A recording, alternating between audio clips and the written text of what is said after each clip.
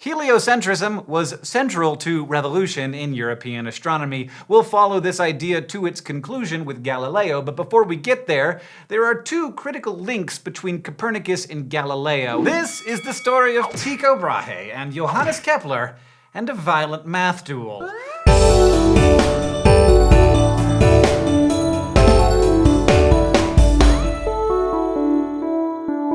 There are a lot of quirky characters in the history of science, but Tycho Brahe is a true champion of quirk, traditionally referred to as Tycho, not by his last name. He was a Danish aristocrat born in 1546, 3 years after De Rev dropped and Copernicus also dropped. Tycho was a good astronomer, but maybe a little too serious about knowledge. My dude got his nose cut off in 1566 during a sword duel with his cousin and fellow rich person, Mandra Parsberg. Their beef was, wait for it, over mathematics. You have to really love math to lose your proboscis over it. After the duel, Tycho had prosthetic noses made that he could attach to his face with wax, but whenever he got angry, he'd heat up and start sweating, and then the wax would melt and his nose would fall off.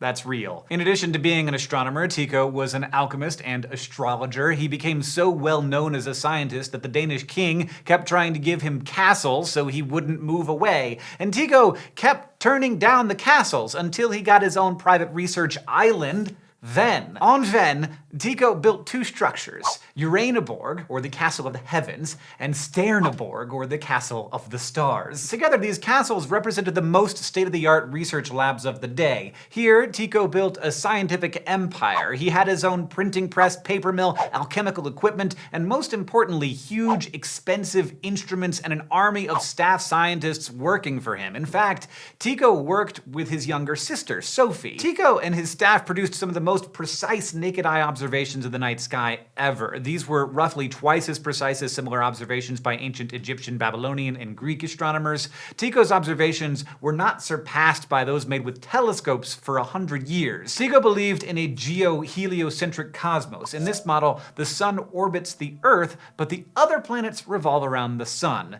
So Tycho was moving away from Aristotle and Ptolemy, and his hybrid model actually solved a bunch of math problems astronomers were having with the Ptolemaic model, but it also placed the sun on a collision course with the planets, so not perfect. Even if the Tychonic model of the solar system had some flaws, his observations paid off in other ways. Tycho observed and took precise measurements of the same sky all the time, noting that sometimes stars streaked around. These were comets. In 1572, he saw a nova stella, a new star, which we now call a supernova. He noted that this new star didn't have any tail or show any stellar parallax, meaning an apparent shift in position against the background of distant objects. This meant that the new star had to be really, really incredibly far away, a true star and not a comet. Moreover, the appearance of a new star meant the heavens could change. God could straight up add new stars. If you really believed your whole life that the heavens were perfect and unchanging, how hard would it be to adjust those beliefs just because you saw one new dim little pinpoint of light at night, a dot that nobody else cared about?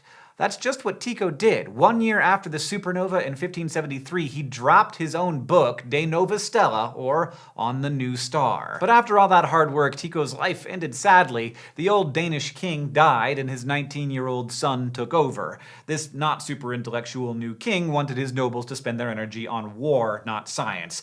So he roused up opposition to Tycho's science castles and whipped up a mob to drive the patient observer into exile. Thus, Tycho moved to Prague in the Holy Roman Empire, where he died after only 2 years in exile, leaving behind an enormous, meticulously detailed catalog of observations of stars and one very well-trained assistant.